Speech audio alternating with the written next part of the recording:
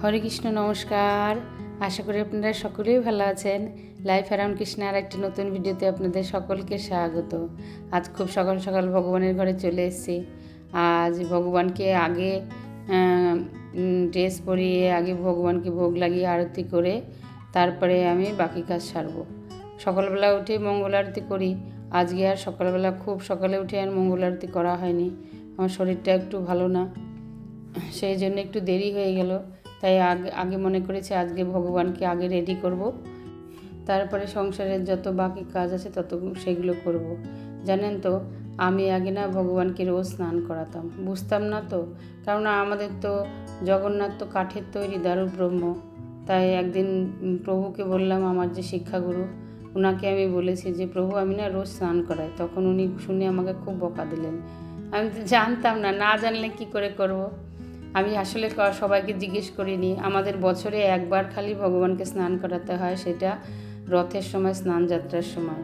তাই এখন থেকে তাই করি, রথের স্নান যাত্রার সময় ভগবানকে স্নান করাই। আর বাকি দিনগুলোতে অগুরু, গোলাপ জল, গঙ্গা জল দিয়ে জলের মধ্যে দিয়ে সেটা দিয়ে একটা রুমাল দিয়ে ভগবানকে মুছে দিই। তারপরে চন্দন বেটে ভগবানকে চন্দনের তিলক করিয়ে, চন্দন দিয়ে তুলসী পাতা দিয়ে, চন্দনের উপর তুলসী পাতা দিয়ে তারপরে ভগবানকে সাজিয়ে দিই ফুল টুল দিয়ে। তাই আমার এক সময় মনে হয় কি জানেন তো, আপনাদের সঙ্গে শেয়ার করছি আজকে, ভগবান তো সারাদিন বসে থাকে, তাই ভগবানের তো পিঠ লেগে যায়, গা ব্যথা হয়ে যায়, দুপুরবেলাতে আর ঘুমায় না। তাই আমি ঠিক করেছি ভগবানকে ছোট্ট ছোট্ট কোলবালিশ বানিয়ে দেবো। আমাদের এক মাতাজি আছেন, নতুন ভক্ত হচ্ছেন। আমি ওনার বাড়িতে গিয়ে দেখি ছোট্ট ছোট্ট বালিশ গোপালের হাতের তলায় দিয়ে রেখেছে। কতটা ভক্তি ভাবেন। আমি দেখে সোমা মাতাজিকে দেখেছি কি সুন্দর গোপালের সাইডে বালিশ দিয়ে রেখেছে। আমি যে মাতাজি এগুলো বালিশ দিয়েছো কেন?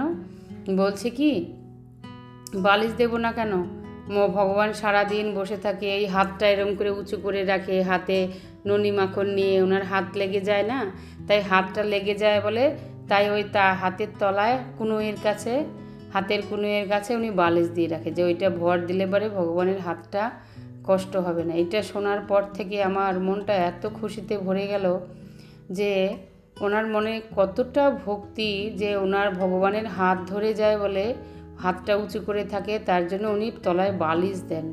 তাই আমি সেই দিন থেকে মনে করেছি তাহলে আমরা ভগবানকে একটুও ভালোবাসতে পারি না, জানেন তো, যে সারাটা দিন ভগবান বসে থাকে। ভগবান বসে থাকে না, ভগবানের প্রচুর কাজ আছে, কেননা ভগবানের সব ভক্তরা কত রকমের কত কী করে বেড়াচ্ছে, সব কিছু উনি দর্শন করেন, উনি দেখেন কোথায় কে কী করছে, উনি বসে থাকে না। কিন্তু আমাদের ভাব থাকা উচিত যেহেতু আমার ভগবান আমার সিংহাসনে বসে থাকে, তাই ভগবানের বসে থাকতে থাকতে কোমর ধরে যায়। তাই আমিও ঠিক করেছি ভগবানকে ছোট্ট ছোট্ট বালিশ বানিয়ে দিয়ে ভগবানের পাশে আমি রেখে দেবো, মানে ভগবানের সাইডে রেখে দেবো। যখন ভগবানের ইচ্ছা করবে বালিশ একটু হেলান দেবে। অনেকের কাছ থেকে অনেক কিছু শেখার আছে। মাতাজি বলে আমি আপনার কাছ থেকে শিখছি, কিন্তু মাতাজির কাছে ছোট্ট একটা জিনিস শিখে আমার যে এত আনন্দ লাগলো, এই অনুভূতিটা কেন যে আমার আগে হলো না, আমি তাই ভাবি। যে ভগবান বৃন্দাবনে শুনেছি ভগবানকে যখন শয়ন দেয়, সবাই ভগবানের পা টিপে দেয়। তাই আমি শোনার পর থেকে আমি পাঠ শুনি, তো পাঠ শুনে শুনে আমি ভগবানকে ওরকম যখন শয়ন দিই, ভগবানের আমার দারুব্রহ্মের তো আর পা দেখা যায় না, তাই মনে মনে অনুভব করি আমিও ভগবানকে চেষ্টা করি, ভগবানকে যখন শয়ন দিই আমি ওনার পা টিপে দেওয়ার চেষ্টা করি। আর আমি এখন রান্নাঘরে চলে এসেছি, ভগবানের ভোগ সেবা সব হয়ে গেছে, আরতি টারতি সব হয়ে গেছে। তাই আজকে দুপুরবেলা রান্নাটা আপনাদের আর দেখাতে পারিনি, কেননা আজকে একটু তাড়াহুড়ো আছে। দুপুরবেলা একটু আমার ভগবানের ড্রেস বানাতে বসবো। তাই আমি না বাড়িতে খুব সুন্দর দই বসিয়েছিলাম, বাড়িতে একদম টক দই, এত সুন্দর হয়েছে, আপনারাও দেখতে পাচ্ছেন কত সুন্দর একদম টাইট হয়ে আছে। আজকে অনেক কিছু দিয়ে ভোগ লাগিয়েছি ভগবানকে। করেছি চাল কুমড়োর ঘন্ট, ওল সিদ্ধ, সোয়াবিন, ডাল, টক দই আর লেবু দিয়ে ভগবানকে ভোগ লাগিয়েছি। কদিন আগেই নেটের কাপড়টা নিয়ে এসেছিলাম, এই নেটের কাপড়টা সমান করে এই যে আমার ভগবানের এই যে লাইলিনটাও কেটে নিয়েছি। এখন লাইলিনটা এটা দিয়ে জুড়বো, এইটা দিয়ে এইখানটা জুড়বো। এই নেটের কাপড়গুলো একটা অসুবিধা হয় কি, কোনটা সোজা কোনটা উল্টো বোঝা যায় না। এখন এইভাবে জুড়ে নেব, এই সাইডটা এইভাবে জুড়ে নিয়ে এই লম্বাটা পুরো জুড়ে নেব। জুড়ে নিয়ে এরকম করে উল্টে দেবো, এরকম করে উল্টে দেবো। উল্টে দিয়ে তারপরে এই সাইডটায় সাদা লেসটা বসাবো। আসলে আমি একা একা ভিডিও করি তো, তাই আমি বুঝতে পারি না যে কোন অ্যাঙ্গেলে ভিডিও করলে ঠিক মতন দেখা যাবে, বুঝতে পারি না আমি। জগন্নাথের গাউনটার আমার 55 ইঞ্চি লম্বা নেই কাপড়টার, আর হচ্ছে সাইডটা মানে চওড়াটা নেই হচ্ছে 7 ইঞ্চি। আগে 8 ইঞ্চি নিতাম, তাহলে গুরুদেবের মুখগুলো ঢেকে যেত। এখন ওই দুটো সেলাই করে নিয়ে এখন লেসটা বসিয়ে নিচ্ছি। আর এই লেসটা এটার সঙ্গে খুব সুন্দর লাগছিল। জরির লেসও বসাতে পারতাম, কিন্তু জরি লেসের সাথে এই কাপড়টা ম্যাচিং হচ্ছিল না। এর আগেও আমি এরকম নেট কাপড়ের দুটো ড্রেস বানিয়েছি, আর ভগবানকে পরলে এত সুন্দর লাগে। তাই এখন এই কোমরের কুচিগুলো দিয়ে নেব। কোমরের কুচিগুলো দিয়ে, জানেন তো এখানে বসে আমার খুব ঘাড়টা যন্ত্রণা করছিল, কারণ আমি হাইটে উপরের ঘরে গিয়ে টেবিলে সেলাই করলে আমার খুব ভালো লাগে, কিন্তু এত গরম উপরে গিয়ে টেবিলে সেলাই করতে পারি না। তাই নিচে নামিয়ে নিয়ে এসেছি, মন্দিরের সামনে বসেছি।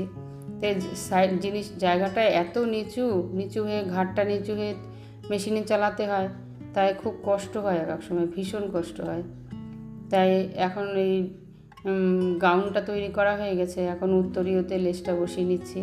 সুভদ্রা মায়ের উত্তরীয়তে বড় লেসটা চারিদিক দিয়ে দেবো, আর জগন্নাথের উত্তরীয়তে দুই পাশে বড়টা দেবো, আর পাশেরগুলোতে সরু জড়ি দিয়ে সেলাই করে দেবো। এই যে ভগবানের পুজোর ড্রেস কমপ্লিট হয়ে গেছে। এইটা হচ্ছে ভগবানের নিচের গাউনটা, আর এটা হচ্ছে উত্তরীয়টা। এই যে এটা উত্তরীয়, কালারটা কত সুন্দর লাগছে, মনে হচ্ছে যেন মেঘের কালার।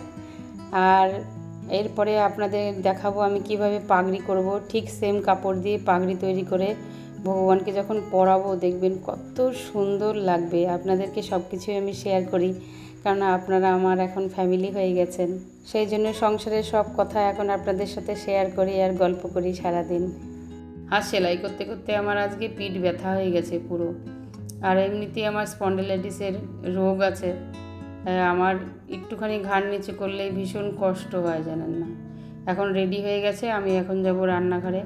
ওর বাবা কয়দিন ধরে বলছে যে লুচি খাবো লুচি খাবো, তাই আমি বলছি এখন মেয়েরা বাড়ি নেই, তোমাকে যে লুচি করে খাওয়াবো, ওরা দেখলে পরে বলবে মা আমি বাড়ি থাকলে তখন করো না, আমি এখন নেই এখন করছো। কিন্তু ওর বাবার বায়না শুনতেই হবে আমাকে। ওর বাবা বায়না বলতে ভগবানেরও হয়তো খেতে ইচ্ছে করছে, তাই একটু লবণ আর চিনি দিয়ে আটাটা মেখে নিলাম। ময়দা দিয়ে করবো না, আমি ওর বাবাকে বলেছি কিন্তু ময়দা খাওয়া ভালো না, তাই ময়দা দিয়ে আমি করবো না। তাই ওর বাবা বলছে আচ্ছা ঠিক আছে ময়দা দিয়ে করো। এখন আপাতত ভগবানের জন্য 10টা লুচি ভেজে ভোগ লাগাবো। তারপরে ওর বাবা আবার যখন রাত 9টার সময় বাড়ি আসবে, তখন ওর বাবাকে আবার গরম গরম ভেজে দেবো, কারণ আটার লুচি তো একটুখানি গরম না খেলে ভালো লাগে না। এখন ভগবানের জন্য করলে পরে মা, ভগবানকে দেওয়ার পরে মাও প্রসাদটা পেয়ে যাবে, তাড়াতাড়ি প্রসাদ পাবে। ওর বাবা 9টার আগে বাড়ি আসে না, 9টার সময় বাড়ি আসার পরে আবার ভাজবো, ভেজে তারপরে ওর বাবাকে প্রসাদ দেবো। দেখুন কি সুন্দর, কে বলবে এটা আটার লুচি, কত সুন্দর। উনুনে দেওয়ার সাথে সাথে, তেলে দেওয়ার সাথে সাথে একেবারে টইটম্বু হয়ে ফুলে গেল। এখন আমার ভোগটা রান্না হয়ে গেছে, এখন রাতও হয়ে গেছে। ওর বাবা আসবে, তারপরে আবার গরম করে ভেজে দেবো, গরম গরম ভাজবো। এখন গরম গরম করে ভেজে আগে ভগবানকে ভোগ লাগাতে যাব এখন। তাই এখন থালাটা সুন্দর করে সাজিয়ে নেব। জানেন তো আমার সুন্দর করে সাজিয়ে দিয়ে ভগবানকে ভোগ লাগাতে যে এত আনন্দ লাগে। আর একটা জিনিসের কমতি খুব লাগছিল, যে ঘরে এখন সত্যিকারের মিষ্টি নেই। এই লুচি আর আলু ভাজার সাথে, এই কালো জিরে দিয়ে আলু ভেজে নিয়েছি, আলু ভাজার সাথে যদি একটু রসগোল্লা থাকতো বা রসমালাই থাকতো, তাহলে ভগবানের খেতে কত ভালো লাগতো। আর সত্যি বলতে এইটুকুর খুব অভাব বোধ করছি, ঘরে নেই এই অবস্থায়, এখন ঘরে নেই। আর বাসি জিনিস না ফ্রিজে রাখলে পরে খুব বাজে একটা গন্ধ হয়ে যায়, তাই ভগবানকে ভোগ দেওয়া হয়ে গেছে, ওর বাবাও চলে এসছে। কি জানেন তো, আপনাদের শুনলে হাসি লাগবে, যেই শুনেছে যে আমি লুচি ভেজেছি হাত ধুয়ে এসে বসে পড়েছে। হ্যাঁ, এখন আমি ওর থালা সাজিয়ে নিয়ে ওর কাছে চলে এসেছি। যে খুব আনন্দ পেয়েছে, খুব তৃপ্তি করে খেয়েছে। আমার ভিডিওটা আপাতত এই পর্যন্ত, আর একটা ভিডিওতে আপনাদের সাথে আবার দেখা হবে। ততক্ষণ আপনারা ভালো থাকবেন, সুস্থ থাকবেন। হরে কৃষ্ণা, হরি বল।